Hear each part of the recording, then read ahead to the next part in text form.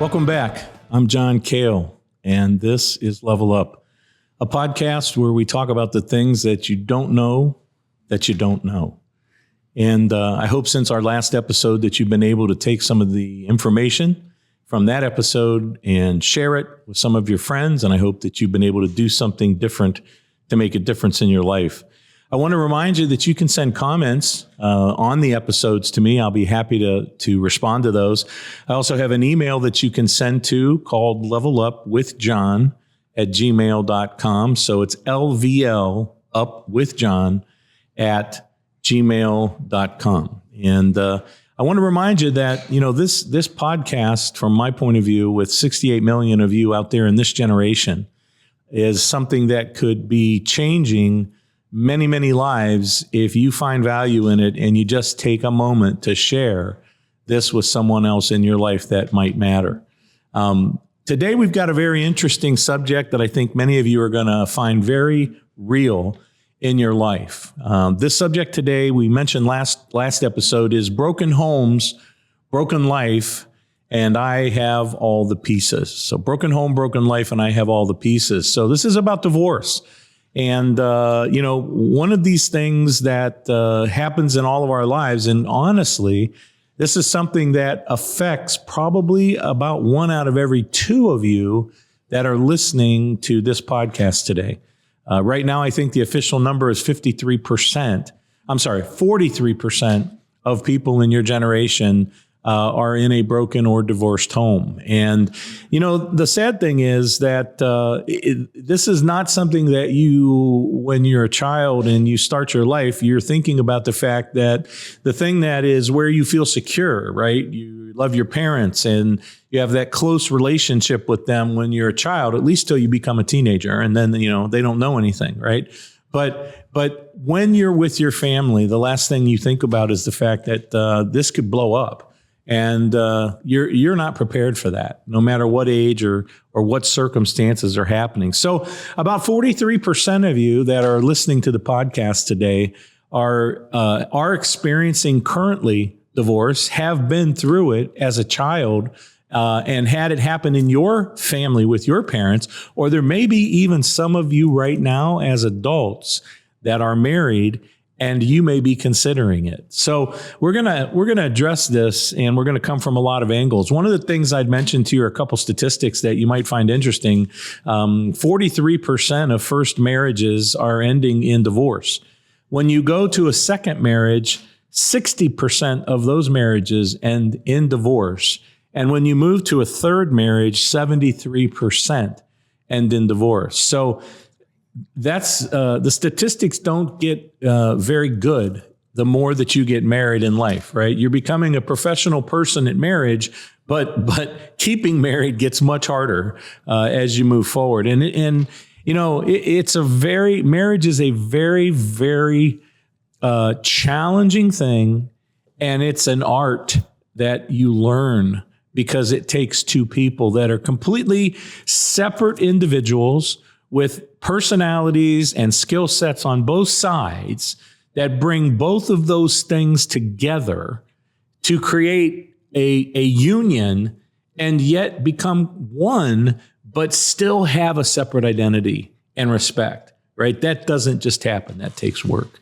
So, no one thinks their family is going to blow up. And when that happens, there is a tremendous amount of loss and sadness and self-blame and anger and anxiety, and that can carry into your life through childhood, through schooling, through your finding out and figuring out who you are in your 20s, etc. So, one thing I always say is that unless you have experienced a situation that someone else is walking through, don't ever say, I understand how you feel. I learned that several years ago, because unless I've walked right where somebody else has walked, I cannot understand their feelings. I cannot understand the way they're thinking and what's going on in their life, right? And that's why if you've been there, you can help support other people through those types of things. So, hey, listen, we have a very special host this week that is going to be here. This is the first part of the podcast where we're dealing with, the broken home and the pain around it and all of the pieces that get blown out of the puzzle and the picture of life. And so today I have my beautiful daughter, Whitney, with us today. Hello, Whitney. Hello. This is my firstborn child. Okay. I know she looks 25, maybe 27. Right. but she's actually 37. Sorry, I had to tell him. Doesn't she look great for 37? I think so. I'm a little biased, obviously. But this is Whitney Nicole, Nikole. We did that especially when we named her, so it would be different. And what's really weird is seeing her as an adult woman sit here in front of me, see her with a child in front of me when she has her 6-year-old, almost 7-year-old daughter, my granddaughter. And but yet, no matter what, those of you who are parents out there realize that they're always like your kid, your little kid. Like I always see her as 16, right? But she's not anymore. Obviously, she's not 16. So Whitney has a very deep experience around divorce because her mother and I divorced over 30 years ago. So it's been quite a while. I think Whitney was 6 years old, right, when your mom and I divorced. And her mom and I were married when we were early. We were... I guess what I would say to you is previous episode, we talked about expectations. And I think we both had movies in our head of marriage and happiness and love and everything being wonderful. And we were married for about 10 years, if I'm not mistaken. And, we're really good friends now. We come to things together, and Whitney will talk about some of that. But the point is, Whitney has a very unique perspective because she actually grew up from being 6 years old in a broken home. In addition to that, she went through school, high school, college, got her degree, and then has now grown up, gotten married, has her own children now, right? So she's got angles of this from all over, which, excuse me, I think for many of you, this will be helpful because she's going to address the beginning, the situation when it happened, what it was like, and then walking through it. And in addition to that, what it's been like after it and rebuilding her life and becoming the woman that she is with her own family. So many of you out there, as I mentioned earlier, may be right now in the throes of a situation where your parents out of nowhere are letting you know that their marriage is going to dissolve and going to blow up. Or maybe you have a child and your marriage is going to blow up. So this could be very helpful in a variety of different ways. So I'm going to let Whitney share a little bit about herself. We're going to, just give you a little background on her. She is here in Northern Ohio, very close to me, about 5 minutes away. We get to see her and Jeff, her husband, and I'm going to let her just share a little bit about where she's at, and then we'll pick up and we'll move forward. Whitney? Yeah, so this is exciting and also a little surreal to be able to share. Grateful to be here and talk about this topic. I think that, so my location you mentioned, we're here in Northeast Ohio, and my family unit is lots of family close by, but my husband, Jeff, and I, we've been together for over 20 years and married for going on 13 years. So that means a lot to me.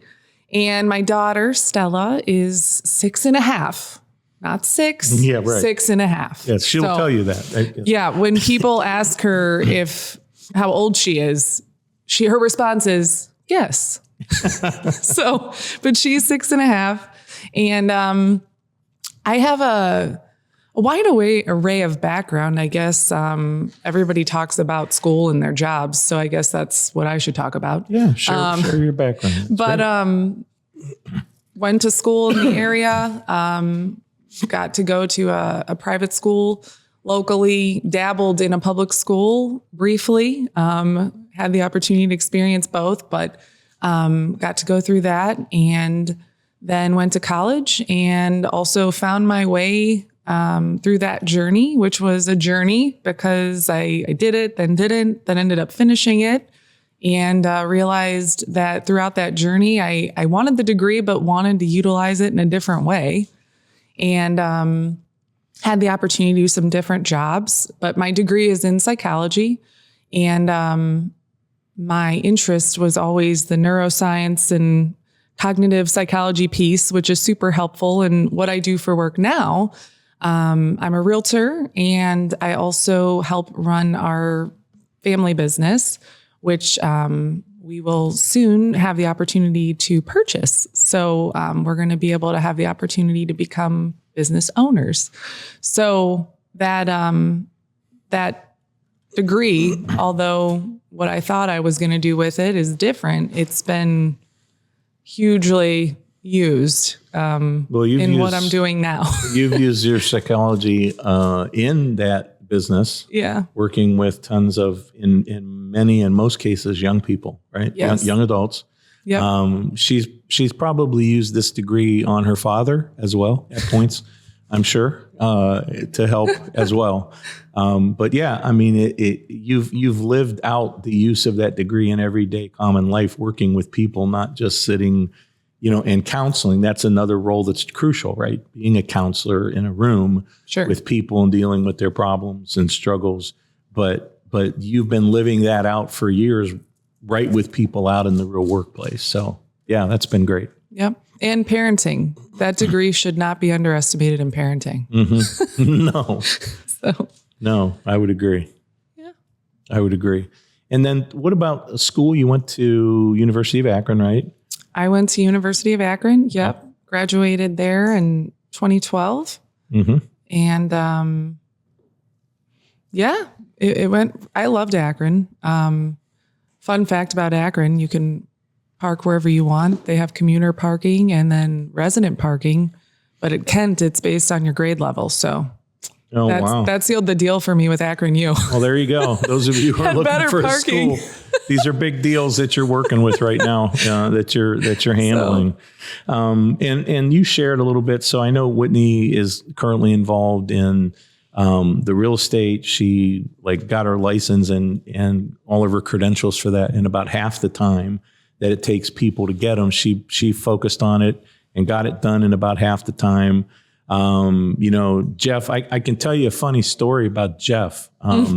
Whitney had lots of friends when she came through high school. Lots of friends. I remember going, hanging out with her and her friends. I remember going to haunted houses with her friends, and some of her friends who are 6'3" in front of me going into a haunted house, and we got in about 10 feet and something jumped out. And these 6'3", 6 foot tall guys were falling down on the ground, grabbing me and asking me, "Mr. Cale, I'm so afraid, please help me." Right. I mean, I remember these fun things, right, that we did together. But, her current husband, Jeff, one of the things that's really interesting to me is that Whitney and I had this situation that we faced, where Whitney never really had a really heavy duty boyfriend, right, in high school. She had a lot of good friends, and some were closer than others, but she really never was like, this is the dude, right? And Whitney was senior year, 18 years old, graduating from high school. I think it was in April, literally like a month before she graduated from CVCA. And she was telling me, "Hey, Dad, there's this guy, Jeff, I really like, and, we're hanging out." And I'm like, "Oh, yeah, tell me about Jeff," right? So she's like, "Yeah, so Jeff, this is what he does." And I'm like, "Well, how old is Jeff?" And she's like, "He's 24. And I'm like, "No. You are not going to spend time with this guy. You're 18 I'm a guy." So I'm thinking a 24-year-old, 18-year-old just graduating. This is not happening. It is not going to take place. And, I told her, "No, Whitney, you can't, and I'll never forget. Whitney said to me, she looked me in the eye and she said to me, "Dad," she said, "I remember we were standing in the living room and you were behind the couch and I was looking at you talking to you, and I was kind of wound up, man." And I'm like, this ain't happening. And I remember she said to me, "You've invested your whole life into me, trying to teach me how to do right things, make good decisions. And now you're going to have to trust me. And, very infrequently do I not have words to spit out. And that was a point in time when I didn't. And I literally heard in my mind, leave her alone. And it was like, okay. And so I did. And, long and behold, long story short, I found that Jeff, truly is one in, I don't know how many, but there's a lot of people you'd go through to find someone like him with skills that he has and the person that he is. And when they got married, I stood up on their wedding day, and I remember saying on their wedding day, when I gave my little speech, that as a dad, the way that you know that the person marrying your daughter is the right person is that they leave with them and you don't have to worry about her anymore, because you know that her care is at the level that I would have cared for her with this person. And that's how I feel with Jeff. He's been a wonderful son-in-law, husband, dad, and we really do have a good relationship. And so I remember those things, right? Those are a lot of fun things. There are a lot of things that Whitney and I won't spend a lot of time on this, but we're very similar. We're both very structured and organized. We don't like things out of order. We don't like things to get popped on us out of nowhere.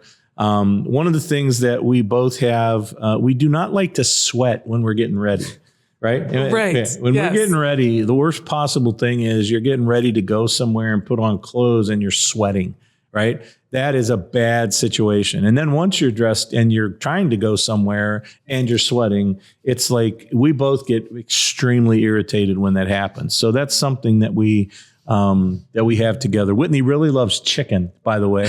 That's something that we talk about a lot, because when I go to her house, a lot of times she's making chicken. And I'm like, what, can you make you make beef ever? Can you make something else other than chicken?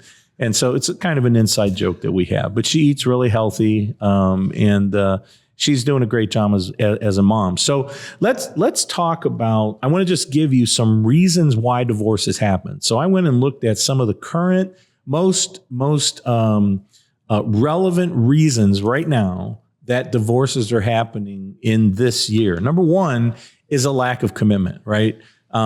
People get married and it's wonderful. The wedding day, the dress, the beauty, the hoopla, the party, the honeymoon, everything's wonderful. And then, reality sets in, and a marriage is not just about that day, right? That marriage is about lifelong, and it takes a lot of commitment from both people to be able to maintain that and to be committed to do the things to make it work. Also, cheating is another issue.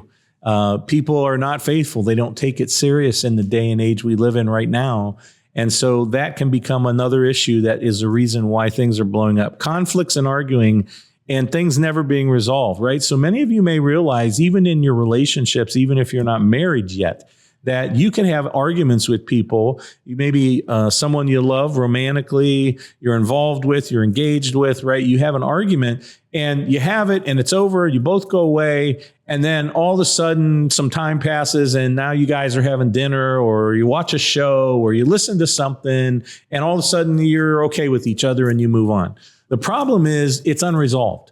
You might have said something that somebody is not going to forget. And one of the biggest problems we all have, right, that can happen to myself and anybody else, is that once we speak words, we can't go, whoops, I'm going to take that back. It's not like retracting an email and going, well, I'm glad I got a hold of that before somebody saw it.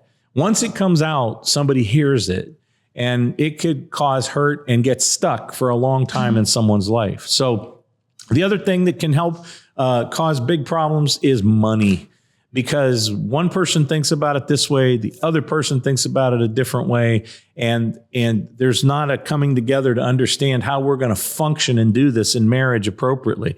Sometimes you're just too young to get married, right? Just because you love somebody and you're into it right now doesn't mean that you really are at a point where you're really to make, like we talked about, the commitment about marriage. Now, I can tell you that when I got married to Whitney's mom, we were young. I mean, 30 years ago, we divorced. So we were young. And we did care and love each other, and we're excited about our future and all the dreams that we would have together. And many of those things happened. And then there were some things that came into our relationship that we never thought would happen. Some physical things that happened with Whit's mom that were really, really detrimental and really life-threatening that we had to deal with. And we walked through those together. But things happen and they come right when you're young. And unrealistic expectations. We talked about expectations last session. Going in with the movie playing in your head of stars going off and lights and everything's happy and gay and wonderful. And, when reality comes, there are those times when all that takes place. But when reality comes, sometimes there's some tough places you have to walk through. Addictions, right? You get into a marriage and there's no issues. And then all of a sudden somebody decides I'm going to start getting stoned all the time, or I'm going to start drinking more, or I'm going to, and all of a sudden you've got a spouse that's got an addiction issue. And unfortunately, the reality is that these substances, I think as many of I know as well, can alter who we are as people. And so we have a clash. And especially if we have kids then come into that picture. And then one of the last things I'll mention that can cause a problem, and as I'm talking about this, there may be many of you that associate right now as I'm going through these things, right, that you're facing maybe some of this or you came through it. Domestic violence, right? Unfortunately, in the world that we live in, there are people who think it's okay to be violent with their marriage partner and with their spouse, right? And, I was raised, man, it is never, ever okay for a guy to put his hands on a woman, to smack a woman, but there are people who believe that's okay. And, I will tell you that can just totally destroy a marriage and cause divorce, right? Because it can literally cause trauma, like post-traumatic type syndrome when somebody gets abused. And I believe it's illegal as well. So I thought to myself, what is a word today? Every once in a while, I have a word that I want to pop out here that gets us thinking toward the subject matter. And here's the word that I thought of today. And you're going to be like, what? So the word today is hamster. And you're probably like, what the heck does a hamster have to do with this? Well, here's why, right? If you've ever watched a hamster, whether you had one in your house or you went to the pet store and you saw one of the cool things is to watch those guys go through their little tunnels and pop out and, sit and chop on stuff and be looking at you. And it's all nice and cute. And they jump on the wheel, right? They jump on the hamster wheel and they are running and running and running and running and running and running. And I don't really understand if they get that they're not going anywhere. But as the people looking from the outside in, they're on the hamster wheel and they're just going and going and going and probably busting up a sweat and, but nothing changes. They're in the same place.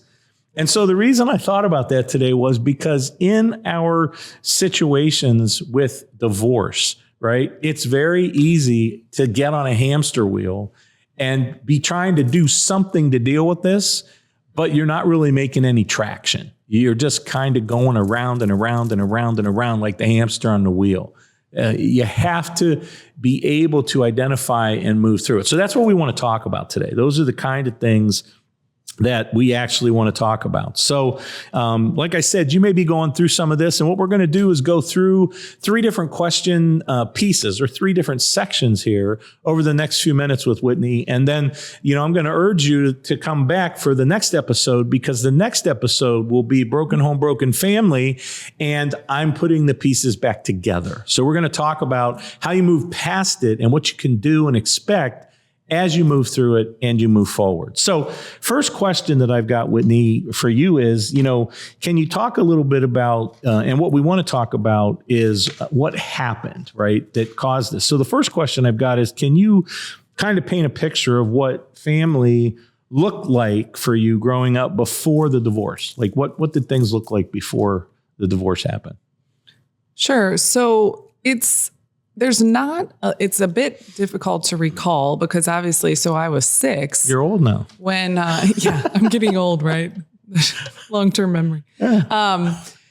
Because I was 6. So, my earliest memories are generally around 3, 4. So, there was a little bit, but, I remember doing things with you and Mom, and it is hard to recall though. I do remember particular times of, being together, and specifically one time that you took me to SeaWorld. I remember doing that with you, and I remember doing a like an art project in my room there where we lived in that house together with like paints and this t-shirt, and we made these t-shirts, and I had just gotten like Lion King was super big back then, which I was into. I don't know that anyone else is, but I remember having gotten all this new stuff for my room with you guys, and I do recall those things, but honestly, there's a lot of like, I feel that I felt the unsettledness at a young age. You knew something was not clicking. Yes, because I was young. So, I mean, prior to age 3 or 4, there isn't a lot of recollection. And then starting at that age, 4 or 5, the unsettledness and the different things that were at play, were already kind of in the works, I would say. Can you remember how you found out that this was going to go south? And I'm sure it's kind of like when major things in all of our lives happen. Like anybody that's watching that was alive on 9/11, right? When it happened, you were encapsulated in that time, right? Like you can see yourself, where you were when that happened, when a traumatic event. And can you remember that? How you found out? Oh yeah, I remember. So I was at my grandma Nancy's house. I actually spent a decent amount of time there during that period of time, just because of, what was going on with my mom's health and logistics. I don't even know all of it, but I remember that.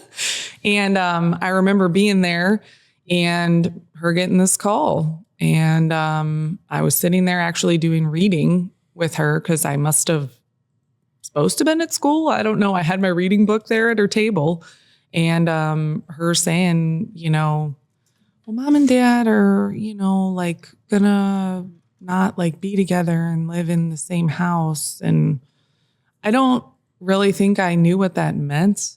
I know that I didn't know what that meant. Yeah. But I remember that moment. I can see it. I can feel it. That was the time. Do you remember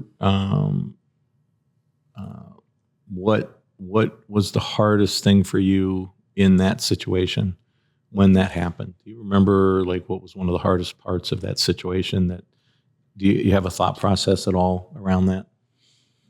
I think that as kids, kids don't really understand context. So for us, it's like, oh, well, something's wrong. It's going to get fixed. It'll go back to normal. We don't have the ability to process all of the complexities that have occurred over, 10 years of marriage that have led to this event that is now happening, and realizing this is probably not going to change. There's nothing I can do to change this.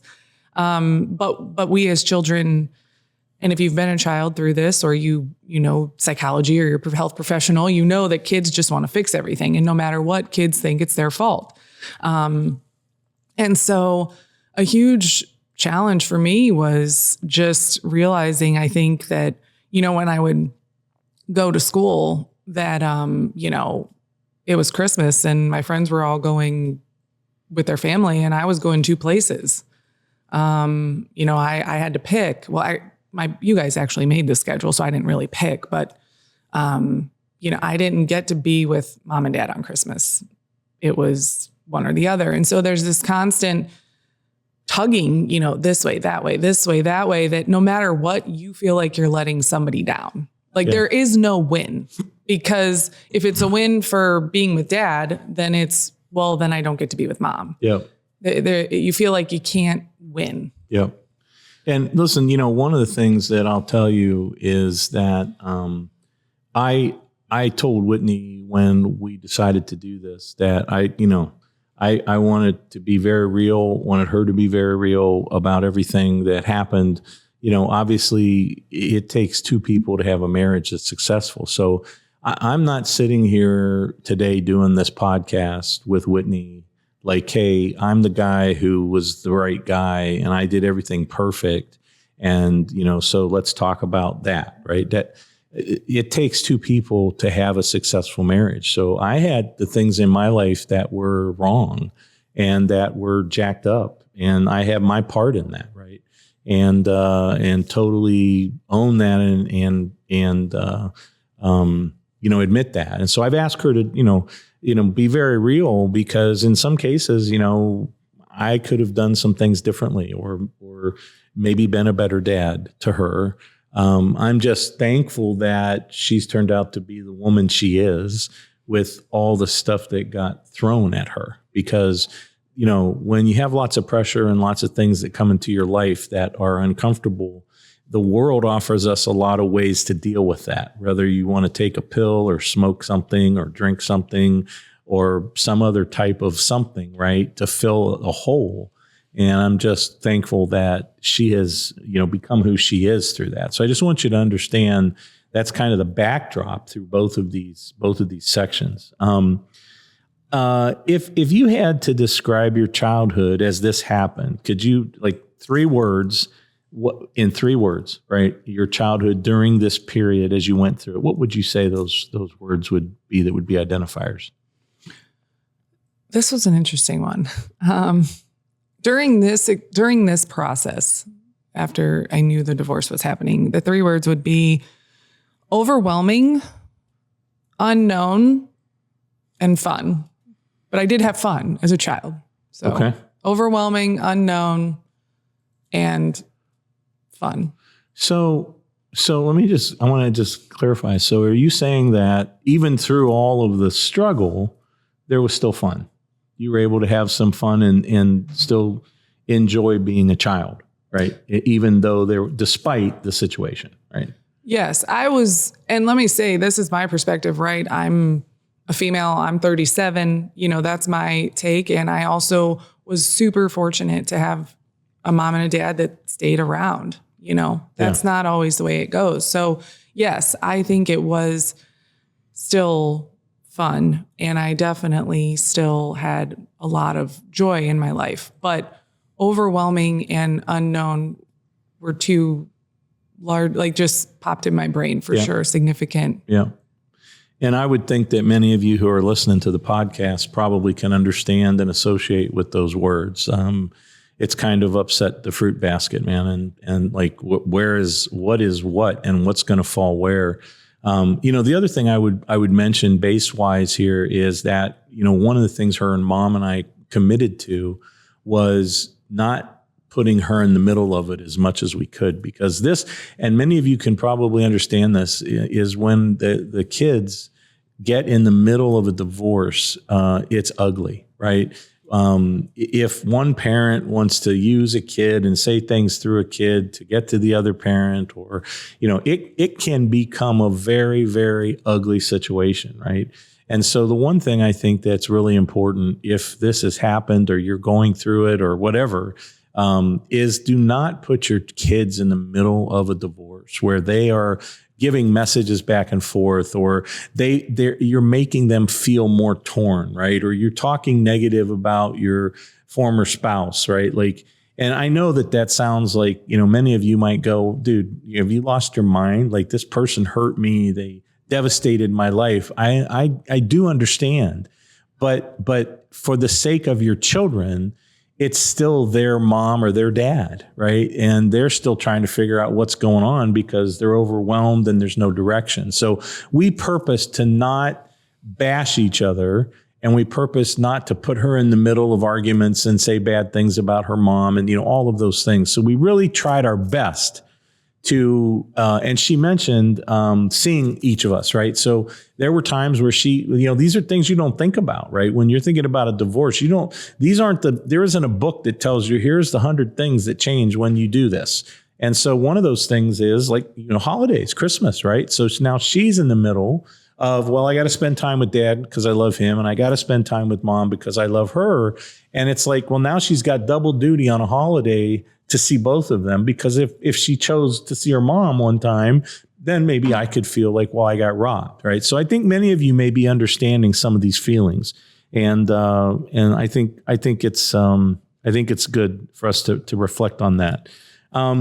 Let me ask you this. Let's move to the second point that I want to talk about. I want to talk about the impact and how that shaped you. Okay. So some questions around that. How did you think growing up in a broken home shaped the way you are and see yourself today? Like, here we are today. How did this situation that you had to go through, right, that came out of nowhere, and oh, by the way, wasn't something that you caused to happen, and it was immediate change, and it wasn't your choice to change, right? If change happens and it's someone else forcing it on you, none of us like that. So how would you answer that question? So I think that this is a complex one, but just to touch on some of the bigger things, I think that when you come from a situation like this, let's say you only have one parent that stays around locally, maybe that you're seeing, you may not have as much of this happening for you internally. But for me, like I said, I was fortunate to have both parents to want to stay involved in my life and close by. So there was this, no matter what, I'm letting someone down. That's significant for me. I think that created a lot of stress internally for me. I was never stressed externally as a child. I don't feel like I was never amped up. I was always had fun and seemed pretty relaxed, but internally there was always that relaxed. Yeah, I'm relaxed. I'm relaxed. Oh, okay. Yeah. All right. Maybe there's differing opinions on that. Lots of energy. That's what we're talking about here. Yeah. Lots of energy. Well, I do have a lot of energy, but I was never like uptight. Yeah. I always enjoyed myself, but there was this inner, tugging of like, I'm always letting somebody down. And I think too, it kind of goes into like this cycle, right? So, observing a parent unit and your first modeled parent unit behavior being one that is broken. And for me, unfortunately, that was at a younger age, so I did see it a little bit. It's not like kids whose parents split up when they're 2, they don't hardly remember, but I did see that a little bit. So that bred kind of the sense of, okay, so I don't want to disappoint you. If I disagree with you and I disappoint you, then maybe you won't love me as much. Mm. And if you don't love me as much, then you might leave. Mm. And so needing that like approval and validations, because if I don't meet your expectations, then you might leave or you might treat me different. So if I hear what you're saying is that if your mom and I divorced and maybe you tied that to an expectation that's why maybe it happened, there were things that weren't met, right? Mm-hmm. So now it's like, well, what happens if I don't meet those expectations? Then you might leave me. Right? Sure. And that translates to but that translates just to all relationships, not even romantic, So in my interactions with friends, it's like, oh, well, what if they didn't like that I said that? Or how did that hit them? Or why didn't they respond? Or, earlier in my childhood, teenage years, and adulthood, that was a lot of, prayerfully maturing and understanding, like, it's okay. It's not always that way. But when something like that, what is more significant when you're a child than your parents? Yep. So in that first relationship that's modeled, you see, oh, it didn't work out. So it broke. They left. It settles in your brain quite a bit to think, well, what if I don't do this for somebody or do this the way someone wants or perform the way someone wants? Am I always going to get, left? Yep. Well, I want to mention this. I want to make sure we're doing okay on time from the standpoint here as well. We have a lot to get through, and I want to make sure we get through with that. But one of the things I want to say specifically about what you just said was about people leaving, right? The pattern of marriage, and this is a big deal because there are so many ladies and out there that could be watching even today that are single moms in this generation, and there's no dad. Now, obviously, there isn't a mom who has a child at this point that will. What is the word I'm looking for? There isn't a mom at this point that has a child where there wasn't a dad involved. It wasn't a miraculous birth, right? So there's a dad somewhere. He may be incarcerated, he may have passed away, or he may not be involved, right?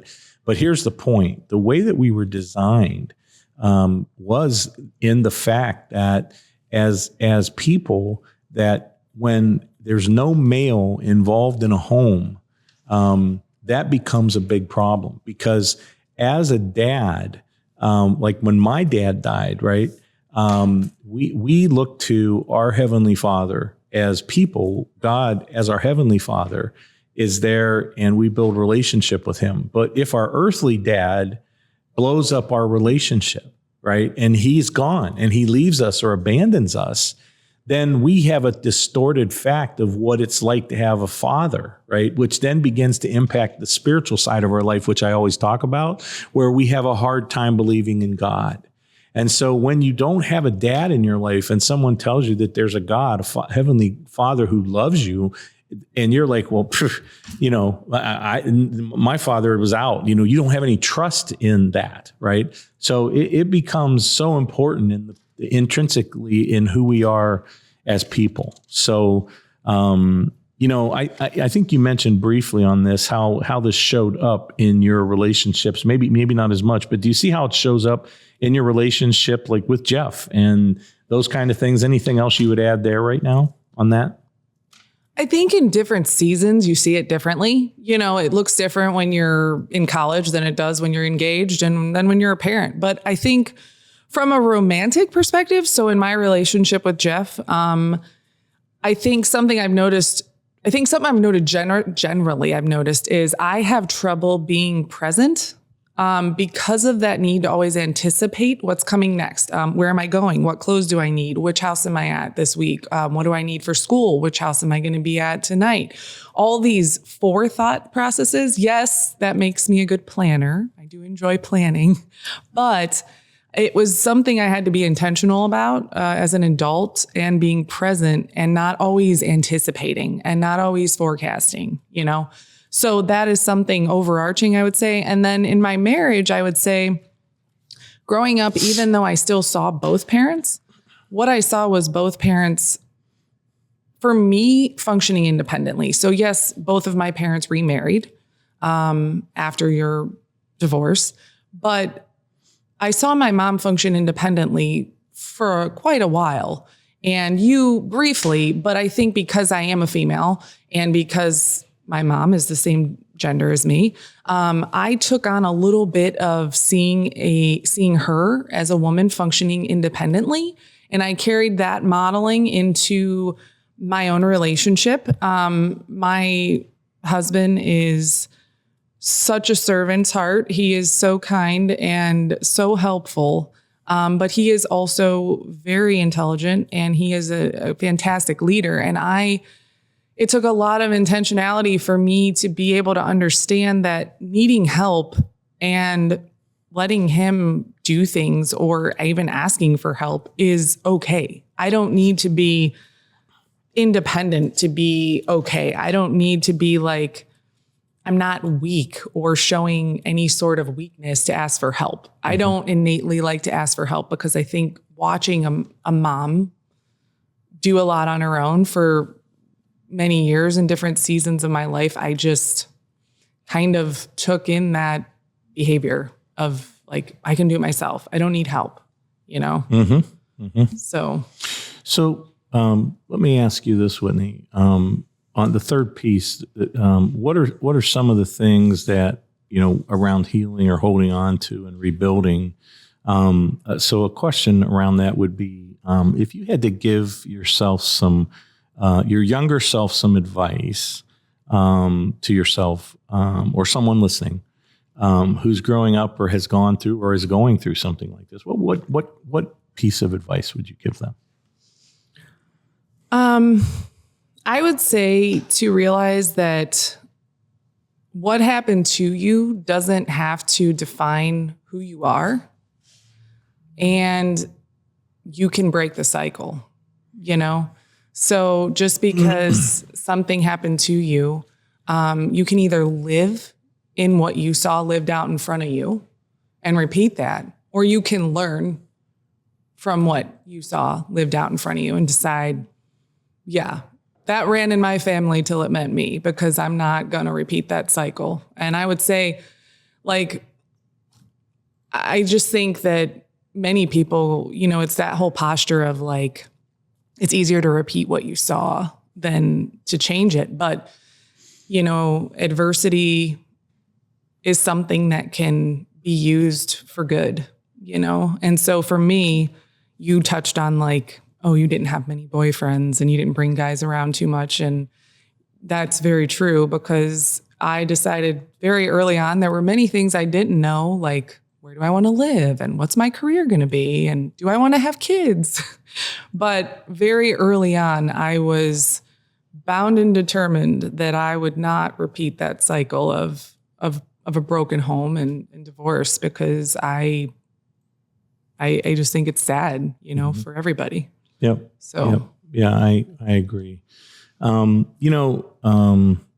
So we've talked a little bit today. Time has just moved away. We've had some serious conversations, and all of a sudden, boom, our time is slipping. But we've talked about what happened. We've talked about going through it. We've talked about the pieces, right? And one of the things that I'd like to say today is, you know, all of the stuff that you've gone through and you faced to this point, you know, worrying about it isn't changing anything, right? It's an early lesson that we need to learn in life, and sometimes it takes a long time, and I'm still dealing with this myself. And that is that, you know, we can spend a lot of time worrying about circumstances in our life, but I think there's stats that say that, you know, out of all the stuff you worry about, only like 90% of it, or some, you know, like 10% of it comes true out of what you worry about. And out of the stuff that does happen, it's just infinitesimal, even in the impact that you thought it was going to have. So you have to do something. Worrying does nothing about it. So I want to just tell you that, you know, what we're going to do is, in our next episode, we're going to dig in deeper with this. Whitney's going to be back with us again, and we're going to talk about what looking like moving on and putting the pieces back together looks like. So I want to remind you, if you would, I would really appreciate if you could think about people in your life that you feel this podcast that we're putting together on life subject matters for you could be influential on them. And I would ask you to see that as a way to make a movement, to do something, to invite somebody to come back to the podcast and see all the other ones. They're all listed up on Apple. They're on Spotify. The video clips are out across all of their social media. And I would also like to remind you about my book that's called Finding the Answer by John Cale. And that is up on Amazon. So if you'll type that in, again, that's a 30-minute read. And it's written specifically for this time, because nobody wants to sit down with the book that's this thick, and we don't read them, right? Most people who start books start and read a portion of them, and they never finish the books. The percentage is super high. So this is a 30-minute book for you to read that will help you reflect on who you are, where you are, and bring you to a point where you can really look at how I can find an answer in life that will really change my life for the rest of my life. And so I'm going to tell you, until next time, do something, please. Do something, and we'll see you soon. And remember, you're unique, and there's only one you. And I'm John, and I'm out.